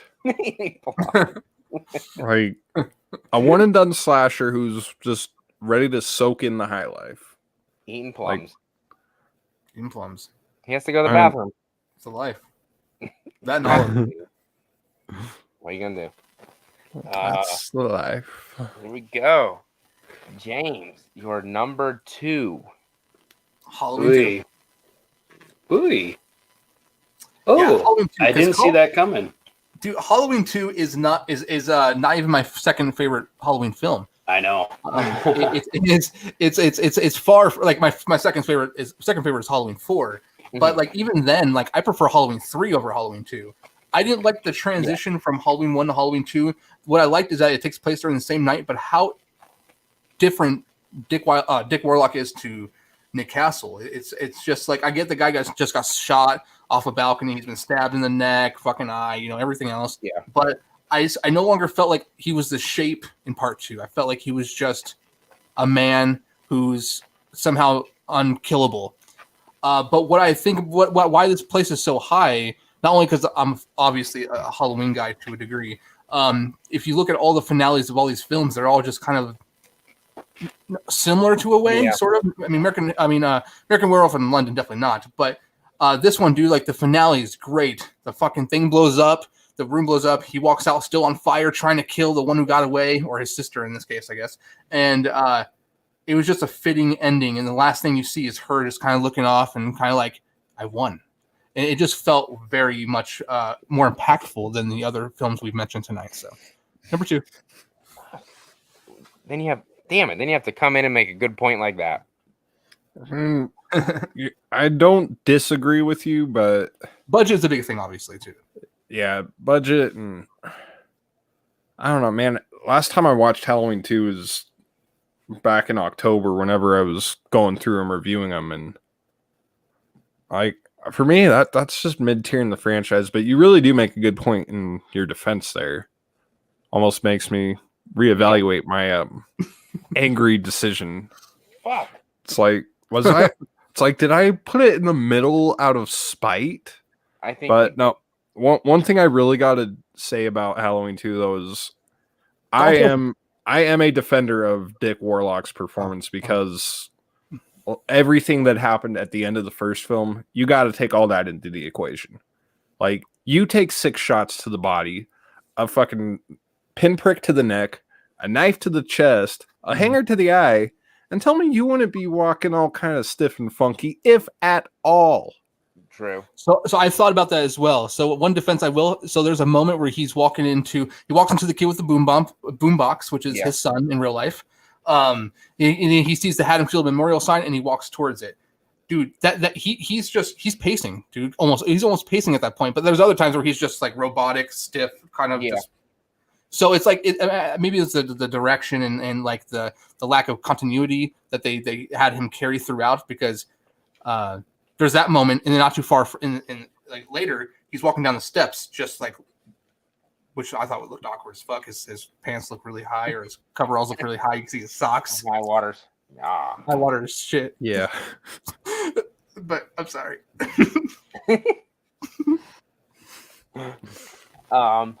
Frank says Halloween 2 sets the standard for what Michael will become.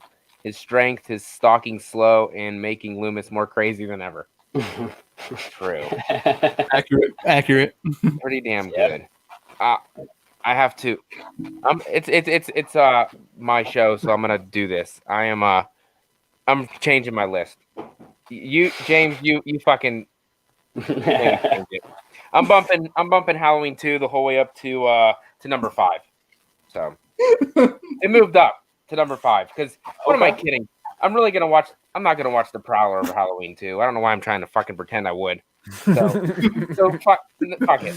It's me and Filthy show, and I'm moving it up. So Okay. I'll allow it. Number 5. I'll allow it. All because of James. Thank you. I'm keeping that bitch at number, I think 6 is where I had it. Keeping it down. I think it was a good choice for me to move it up. Like, I'm slowly and for some odd reason becoming one of those Halloween purists. Like, just slowly but surely becoming that guy who's like, oh no, no, only the first film. We only need the first film. But no, I've been really appreciating the original as a standalone film. Like, because thinking of the original as a standalone is fucking great. And why the hell are we going on about Halloween right now? Sorry guys. It always goes to Halloween. Oh, does. of course, but No matter what, you can talk about fucking Predator, Terminator, that shit. Going to Halloween. Halloween we could be talking about the fucking Care Bears movie and I somehow was gonna say Little Pony like- or something. it's like, Little Pony goes back to Halloween 2 by Rob Zombie, a film which I defend. I enjoy that one. We're not going to get into that right now, Chad. We're not going to go into that one. I'm outgunned here on that one, so I'm going to just keep my mouth shut. Okay.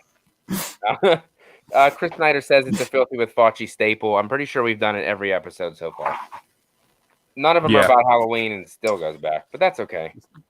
It's where the passion lies for us, so I guess that's where it goes back to. Filthy, you're number 2. I think I know what it's going to be already, but go ahead. My number 2 is Friday the 13th, Part 2. It's I enjoy this one. This is probably actually the one on the list I've seen the most, if I'm not mistaken.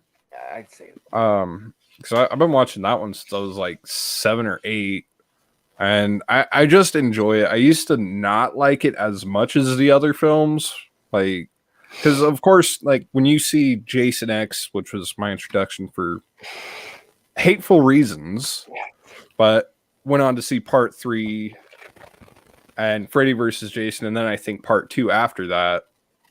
All right, the Baghead kind of caught me off guard. Sackhead Jason caught me off guard. I was already of the impression that, okay, Jason needs his hockey mask. That's his bread and butter. Yeah. And eventually the Sackhead did grow on me. And I think the idea of Jason in that setting is a lot more scarier than the unstoppable hulking force he would become later. Mm-hmm. I mean, I love watching Jason take people out like it's nothing. But something about a really human Jason is absolutely terrifying. It's like, this is just a scrawny little dude who will kick your ass and kill you in the woods. And I like how these guys down here are going to kind of take on that a little bit. We're doing that? Yeah, damn it. Oh, okay. It's like, do you not know what you're signed up for, Chad? Shit. No, people have to remind me. He's just there. Just there. Just fucking there. I'm seeing a lot of love in the chat for Friday too. I'll tell you that. But yeah, it really works too when you like, if you think about it as like, it works as a standalone film and it works even better as a sequel too. Either way, it's just one that you can have a lot of fun with it, and if you forget about all the films that came after it, yeah, it that just makes it all the better. I think it's weird because it's like a sequel that could totally be a first film. Oh yeah, it's like right there in the middle in some weird way. It's almost has that Evil Dead 2 effect, right? Mm-hmm. Yeah, you're like, right. Minus the blatant humor, but Yeah, You're right. let's see. Crew members chanting Friday 2. Rick James says Friday 2 is awesome. Chris Snyder says Friday 2, fuck yeah. Frank Riker says Friday the 13th 2 has got to be the best sequel in slasher history that defined the series. Nothing but love. And Hell yeah. my number 2 is also Friday the 13th Part 2. I used to not watch this one that much, but this past year, I probably find myself watching Part 2 the most. Probably, I love Ginny. Obviously, as the final girl, she's fantastic. Probably the best in the franchise. I like Paul. Yes. Nobody knows if he lives or dies at the end. Obviously, I think he lives, but it didn't I look like to like think he lives. Jason didn't do nothing to him that looked like he killed him. So Yeah.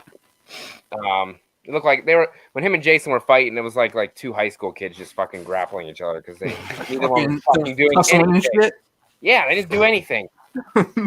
Jason was getting manhandled around too, so obviously he wasn't very big in this one. He didn't hit the gym yet, so that was coming up soon. Yeah. But obviously love the camp setting. It's probably some of the best atmosphere in any of these fucking films. The camp looks legit. I like that the counselors are there training and shit. That's legit. The lucky ones obviously went to the bar, so if you like to get drunk, that was the way to go. So then people didn't go fucked up. And I didn't know this that Mark, the guy in the wheelchair, I didn't know he passed away very, very young. I think I read today like 43 or something like that. Yeah. I did not know that. So that was pretty sad to read. In the mid 90s, I think. Yeah. Unfortunately. It almost makes the rolling down the chairs just a little rolling down the stairs in the chair a little less funny, but that's still a funny way to go out. No, The way he died for real though, so very funny. very unfunny. I think he would be happy though to be remembered with such a iconic and memorable kill though. Oh I, yeah, I like to think of it like that. yeah. So, Like it really does make you wonder what if he was still alive, and because you know people wouldn't be like, hey, you were the Marlboro Man. No, like that would be him in interviews. Like sure, some older woman will come up to me like, oh my god, you were the Marlboro Man. yeah. But most people come up to me and say, hey, so you rolled down those stairs by yourself? Like, Right? god damn, now you got me. Now I'm here just thinking of what could have been some of the funnest post Friday interviews. Well, it's okay. it would have been great. Would have been good. So, Chad, you're number 2.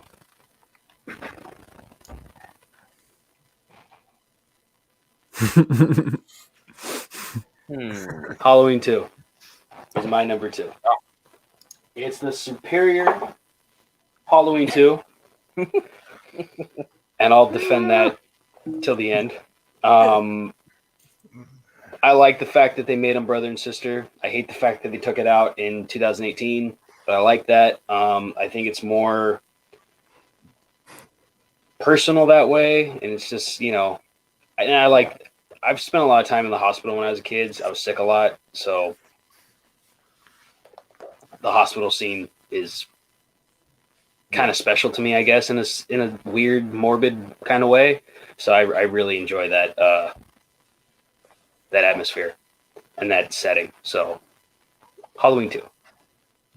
There you go. I get that. Nice.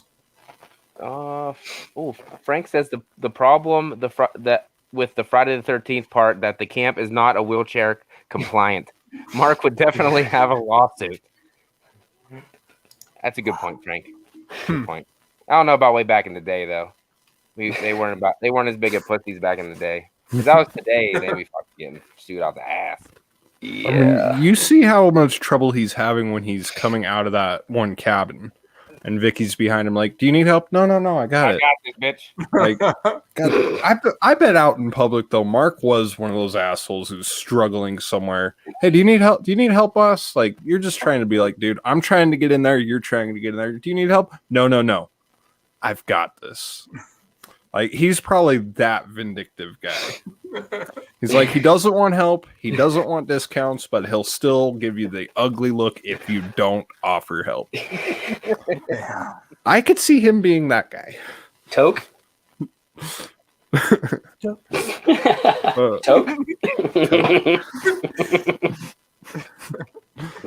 Oh, like, man. I don't know what you're talking about. Obviously, James, your number one, which we obviously know what it is, but go ahead and say it. My number one is The Omen 3. Fucking try to keep that straight, man. I tried hard. It did I was come gonna out. say, wow. Friday 2, yeah. Friday 2. I mean, everything that's already been said, I mean, I agree with, and obviously, with My Special Boy, we're trying to go back to that sack head of a man, and a man in a sack mask, doing crazy bad shit, and Big old he's a sack. human, and just love sack. Big old sack. Big, just It's hanging fucking low. Big sack, baby. put on your head, just. Oh, that kind. Fuck. Oh yeah, that kind. I thought. Damn. No, you're not bringing back the ball. Okay, I get it. Oh, you're not. I like it.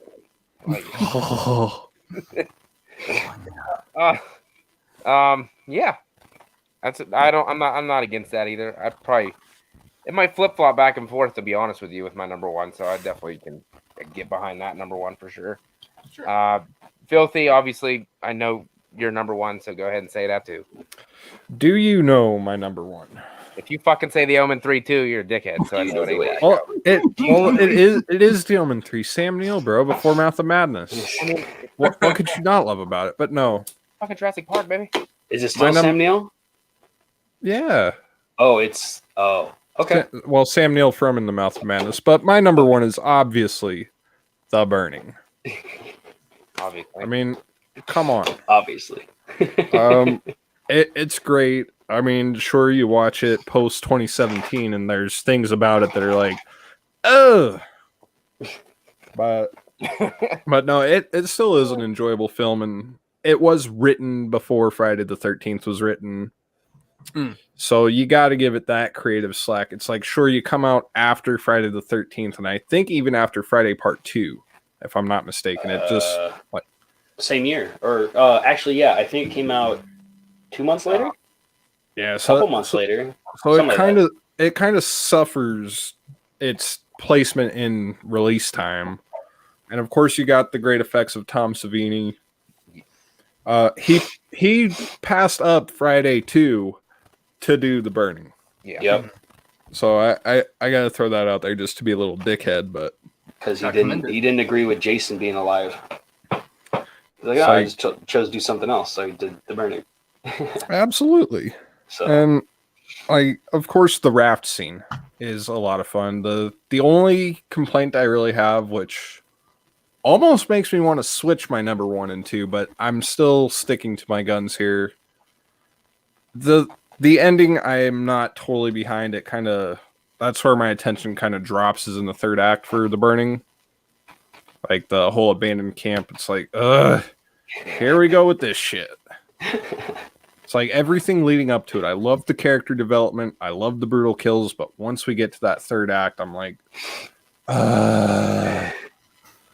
it's like I feel the burning. It's like fiery razor blades. Is it kind of obvious what our number ones were going to be? Because obviously everybody knows what my number one's going to be, obviously. But before I say it, crew member asked James, do you like The Town That Dreaded Sundown, either film? My better half of Assholes with Opinions is trying to get me to watch it, and I have not yet. So I have nothing to say at this time. Soon though. I've seen the remake. I like that one. I've never seen the old one. I do want to see it though.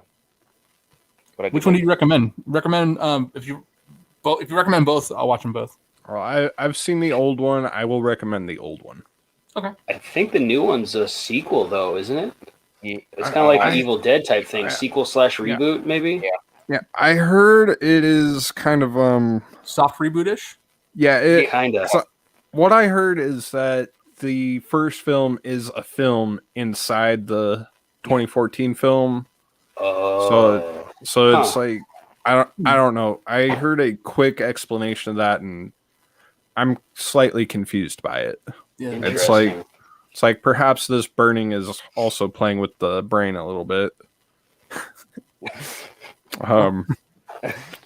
Why does it itch? Yeah. See, that's Frank's sequel idea, The Burning 2. Why does it itch? Why does it itch? I like it. And crew member says recommend the 76 one. The 2014 one is called a meta sequel. Okay. A meta sequel. Okay. So there you go. Kind of like self-aware to a degree. Yeah, that's kind It of sounds super self-aware. Yeah. Like if the way I just described it is how it is, it's like, oh, okay. So I think it would make sense for you to watch the 76 before the 2014. Yeah. Okay. Cool. I will do that then. Thank you so much. My number one is obviously My Bloody Valentine. Yeah. Everybody knows I fucking love it. The coal miner outfit to me is probably my favorite look of a killer. I mean, obviously, I guess Michael Myers will be first, and then probably the miner. I'd have to say, I think it's badass. I wish they would have made a sequel to the original. They never did. They made a remake. It wasn't.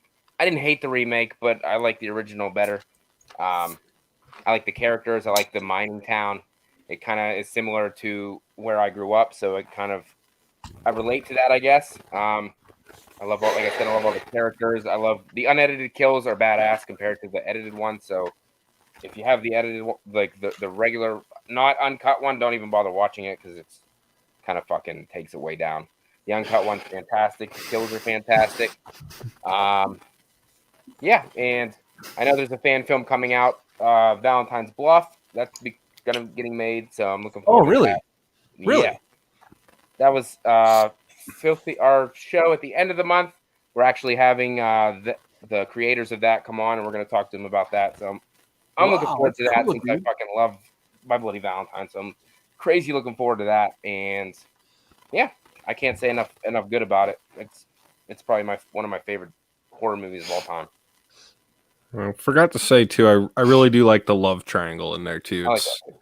Because it does try to work on some actual plot outside of the murder and the terror lore of the community. Right. So like the attempt at actual storytelling, I really do dig. And I know a lot of these horror films, they just have a loose idea and they're like, just run with that. Yeah. So that was obvious. And we obviously know what Chad's number one is, but he can go ahead and say it anyway.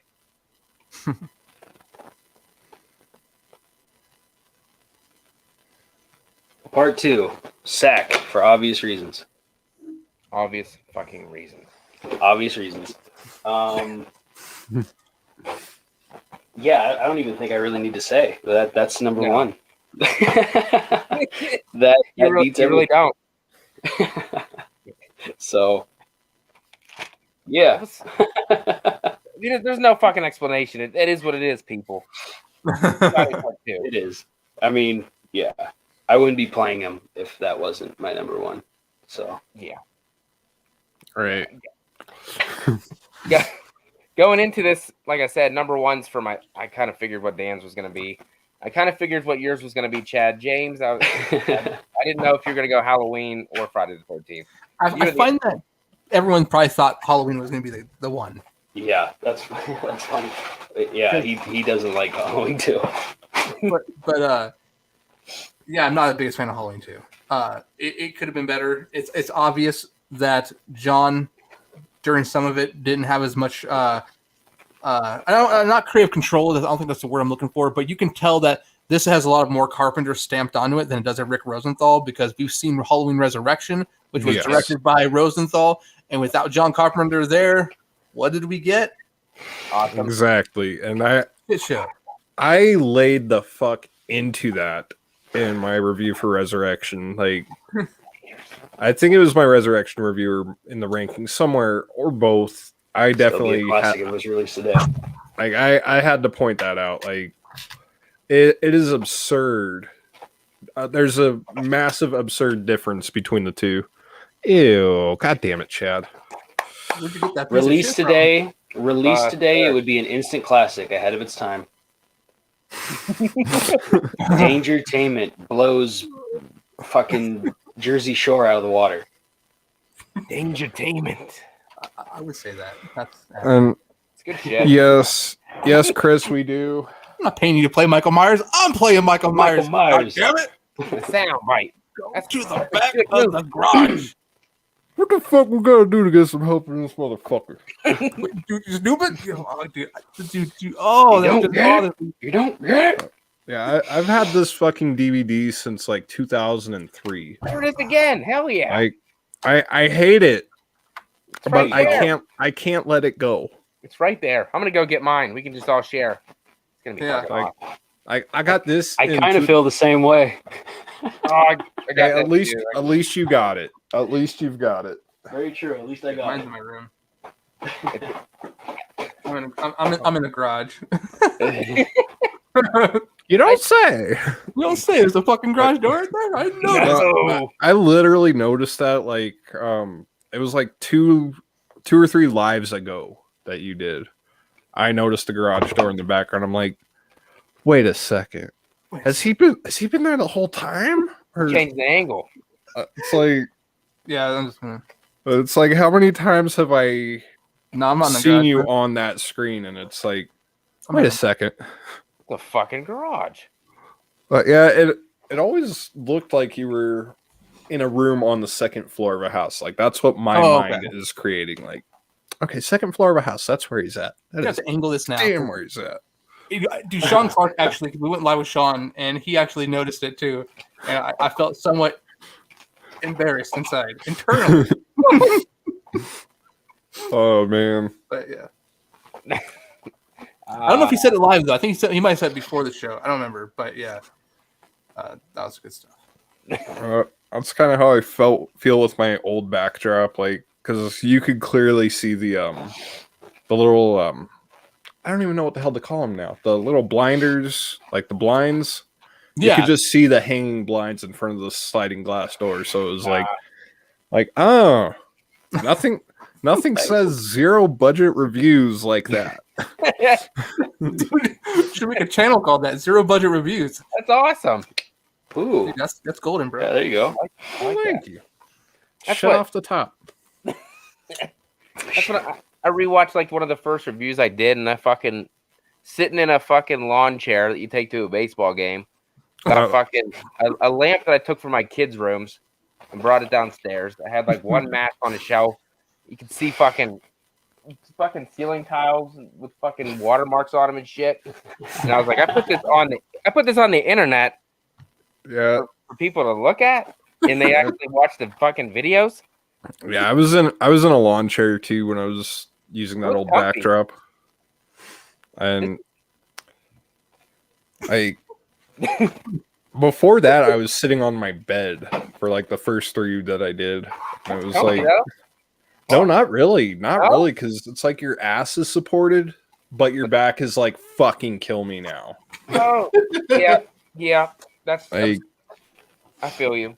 that's how I do watch parties now. I just sit on the end of the bed. It hurts. Because that way I'm facing the TV, you know, and it's like at the end of it, I'm like, fuck my life, man. Like, It's so stiff. need to lay down on the floor. It's like, I'm not old enough to feel like this right now. It's like, That's the problem. Like for watch parties, like you said, I changed it up. I actually sit on a couch now, so I can actually be comfortable. Because right now I'm sitting on a fucking an ottoman with no back. It really, really hurts. Been on here for this fucking long, and one of these days I might learn and get a chair like James, but probably Yeah. not. I like to suffer. yeah, I need something with at least some lumbar support. Like, you know, those, not like a barber's chair, but like you've seen those like Fucking roller chairs that come up like maybe just above your hip, Yeah. like kind of support right under your ribs, and that's about it. That's what I need. Yeah. I've just got like a thinly cushioned bar stool right now. Dude, that's what my work did for me. I one day I didn't complain. I just was like, hey, like, is there another chair up here I can get? Because it's kind of fucked. They bust out this big ass fucking like state of the art chair and shit. I'm just like, oh, this thing I need at home because it's way better than this thing. This thing's like falling apart.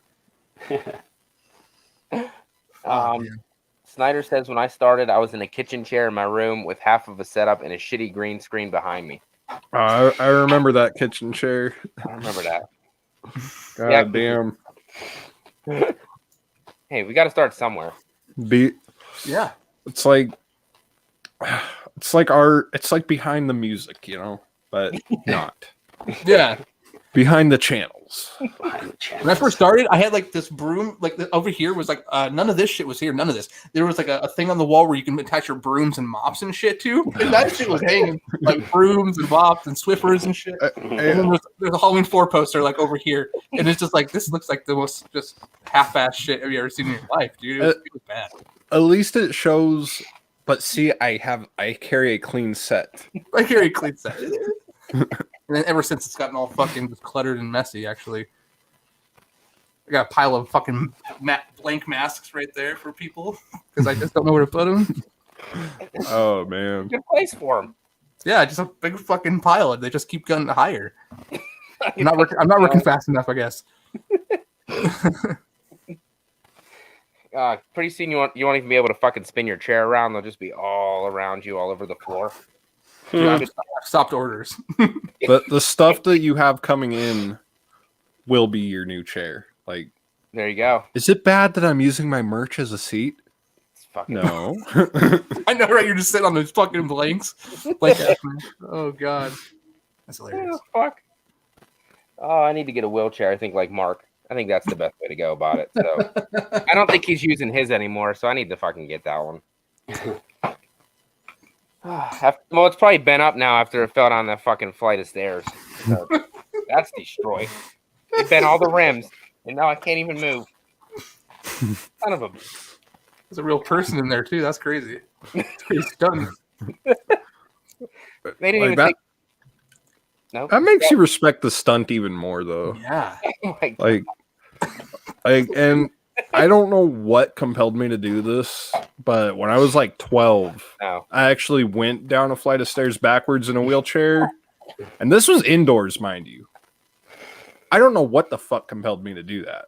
I just thought, you know what, fuck it, why not? Because it was Jackass was still kind of the big thing, I guess, is my defense of that action. But I decided to take the roll downstairs backwards, and there's the landing. You know how you go down the stairs, you get a little landing, and then there's 2 more stairs going in the opposite direction.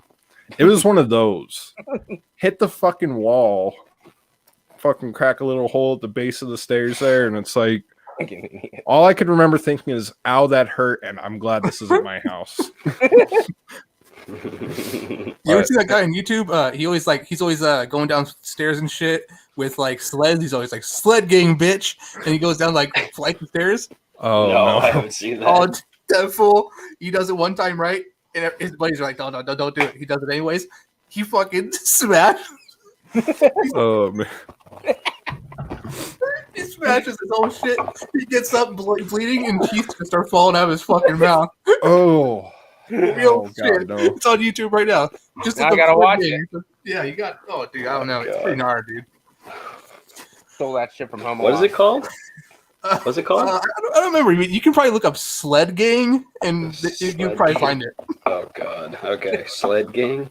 He's like, Sled Gang, bitch, and then he goes down. Now I gotta try it. It sounds like fun. Like that's Assad. Yeah, it's Assad. Assad. Dude, I was saying that for like a whole year. Assad. Wow. I typed Sled Gang, and the first thing it says is Dan the Meme Man compilation. There you go. that might be it. I'm a little discouraged on that now. I don't know if I want to watch that. It's like, oh, You might want to. I don't know, man. Like, we probably don't. Like, I probably shouldn't even say anything, guys. it's like I feel like it's gonna be some Truman Show level shit if I watch that. Like, am I a meme? His name's Dan the Man. Huh? Dude, fucking idiot. Oh my god. Oh man. That went fucking way off topic now. But that's okay. That's when it gets fun. Yeah. Fuck. Sled Gang. I want to go down the sled and hit Sled the Gang, bitch. fucking off the wall. There's a video from a guy named Leon Blush, awesome YouTuber, and he actually touches up on it, and you will see it. You'll see it in there, and it's pretty gnarly. Oh fuck. They're so fucking Oh video. fuck. So I don't know if I'm watching the right one, but there's a kid in a trash can. And he says, we only get one take, and they're counting 10, 9, and he just gets kicked down the fucking bleachers. It's like, We only get one take. no. There's so many of them. Like, hell no. There's like, I'm trying to like pull one up, but there's so fucking many of them. The one I checked is the 10-minute one. Like, it was the top result on mine. Oh, Looks like he does it a lot. he did it a lot until his face got fucking teethed. He's in the hospital like every other fucking video it shows. We only get one take. Maybe get a new hobby. Wait. Oh, fuck. There's one at the bowling alley. A sled. No, you stupid fuck. Oh. Right into the pins. Into the pit, man. Somebody call the cops.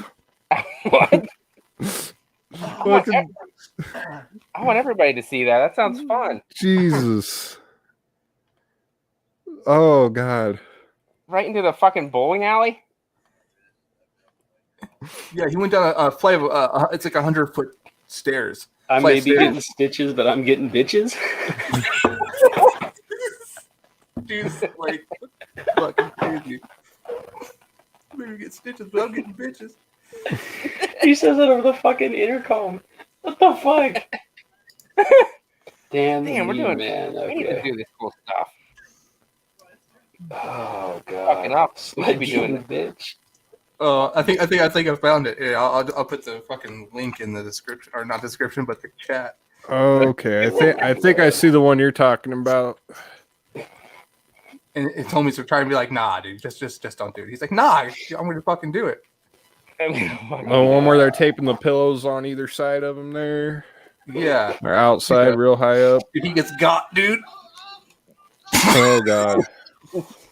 That fool got. Like, I'm fucking 21 years old. He removes one of the pillows. What an idiot. I'm fucking 21 years old. Oh. I don't need a pillow.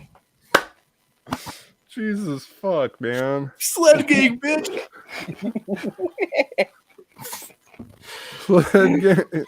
Hashtag sled gang, bitch. Hashtag. He's all fucked up. Yeah. Oh, it looks so rough. Sled gang. We need to do it. I think it seems like a good time. We should probably fucking do it. Just try. Maybe bubble wrap up. Bubble wrap. You know what? You might survive. We should. There you Yes. go. We'll just do the whole thing of bubble wrap like that kid from fucking Little Giants. Oh my Oh, god. that's right. Yeah. Little Giants. That's a good movie. I love that movie. Yeah, it's fucking. Hell it's a yeah. movie one. Oh, Little Giants. I don't think I've seen that. That sounds interesting. You gonna go run back to your mom? Don't you be talking about my mama! Oh, man. Fucking love that movie. Disney Chris movie too. Chris says you only get one take, Matt. Oh, whatever. I'm the one doing it.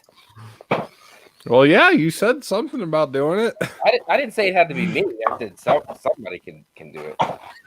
Dude, I keep watching it. Every time I'm just like, what compels you in your life to be so fucking stupid? like how did you wake up today? It was like, how am I gonna fucking ruin my life today?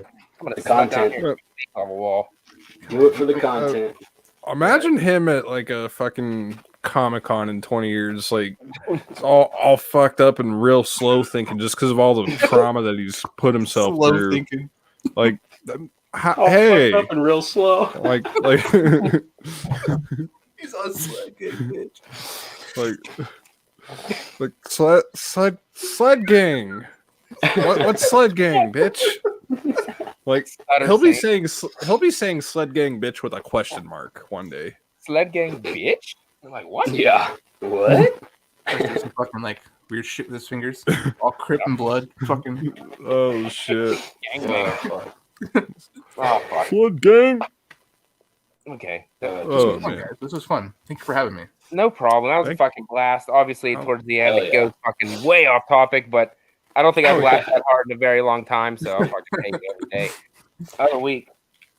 But I appreciate me and Filthy. Definitely appreciate you both coming on. And Absolutely. Thank you, Hell guys. yeah. Definitely get Hell out there yeah. and support my special boy if you haven't already. Can't wait And- to see what you guys do. Speaking of which, it's kind of rude of us. You guys are in your second run of the campaign for that, if I'm not mistaken. And how many more days at the time of this recording, Wednesday night, how many more days do the folks have to contribute if they have not already? 13. 13 more days. There you Ooh. go. Lucky Number. number. Perfect number. And I need to get my ass to recontribute because I can't remember if I got the Blu-ray with my last contribution. I know I threw something in, but I can't remember how much. So it's like, fuck, I do want that Blu-ray. Absolutely. And I do, like, trust me, guys, like, everything you guys do for us, we really appreciate it. Everyone who's done trailer reactions, who support it, whether it's through sharing, donating. We don't expect you guys to, or anyone to donate, but if you can just bring the word out there, show people like, hey, this exists, and just let people know, hey, this film's being made. You know, exposure always helps. So we appreciate it, guys. Absolutely, man. You heard it right there. Go support these dudes. Look at that mask. It looks badass. These are two awesome dudes, and definitely get out and support their project. And we appreciate you guys taking time out of your day to come on our crummy little filthy show, and we really appreciate it. I have Chad's sweat up there, like all caked up in that. Huh? All What? in that. I said I have your sweat all up in that. Yeah. A cast of his dome piece. Yeah, at first it was really hard to take that shit off because it sticks, right? But then after running around for a little bit, I just went, I grabbed it. I don't know if you remember, Jimmy, but I grabbed it and went, it was like the nastiest slurp sound I've ever heard. I was like, Like a slurp sound, it can make anything really gross or like really, Yeah. ooh. Eh, You know, it's it one was or the bad. other. There's was like no bad. there's no in between with slurp sounds. Only one of the two extremes. You pull a condom off and Oh, that's where I was going with that. That's basically what I felt like. Just a Yeah, big condom. Big condom. that moment where like Ace Ventura falls out of the rhino's ass, you know? Yeah. Oh man. That's how it was at first, trying to get through that. Like, okay, and then just like you just got to run around for a little bit and just sweat, and this is Run around. comes out right off. Yeah. Oh, Oh man. crazy ass shit. The inside stuff here, ladies and gentlemen. The inside fucking stuff. You get some good shit here. Yeah, Chad is the fucking sweaty penis inside of a condom. That's what we learned here tonight. pretty much. That's what it feels like. So there we You go. guys want to know what it's like to be behind the mask? You feel like a sweaty. You feel like a sweaty banana who was used in like sex ed class when they tried to show how to put on a condom. That's how I felt afterwards. Just mush. I'm like, okay, I'm done. Fuck. Oh, Okay, man. we're doing this again in a couple months. All right, cool. I'm gonna take that long to recover. I was that little weird guy in the corner, like watching someone record it, like, yeah. hearing that, I kind of understand why Kane Hodder was the only guy to really play Jason twice. Like the other guys just did not want to put up with that shit. Yeah. Like picture 60-year-old Ted White dealing with that. Like, oh god damn, what did I get myself into? I love this job, but what the fuck did I get myself into? He definitely regrets not taking 5 and 6. Yeah. He's Well, mentioned that's it. that's He had probably it. because part of that's probably because he forgot just how sticky and sweaty the makeup was. Yeah. Like, of course, over the years, you think, God damn, it would have been awesome to see Ted White play Jason again. Yeah. My number one. Yeah. What a He's definitely top 3 for me. Top 3? yeah. Top 3. Yeah, he's Wait. my number one at the moment. Like, Yeah, Hodder, Brooker, and White. Yeah, top 3. In no order. But any given day, it could change, I'm sure. Yeah. and that's another one. Even though I love 6, Jason Lives, not the biggest fan of CJ Graham, but he is serviceable. So that's another one where it's like, I like the rest of the movie so much. It's like he walking around his gloves and his little fucking Captain America Batman utility belt. I was like, well, why? What the fuck is that? Home Depot. But come on. yeah, I mean, I can get past it because I love the movie. But yeah, just little things like that. Even though Jason is my guy, I didn't like the belt or the gloves. Home fucking Depot. My gloves were a bit of a stretch, but Yeah. it was definitely Tom's way of saying, you know what? Let's just have some fun with this. Because he kind of talks like that, he's got that real. I love Tom. It's like he seems like he's high all the time. He's the lead singer of a punk rock band. Is he? Like he looks like the rock and roll type for sure. Is it the Cramps or no? Fuck, I can't remember who it is. Yeah, look it up. He's the lead singer, and I looked up live photos of it. He's got his shirt open and shit. He's singing. It's like, oh, okay, get it, Tom.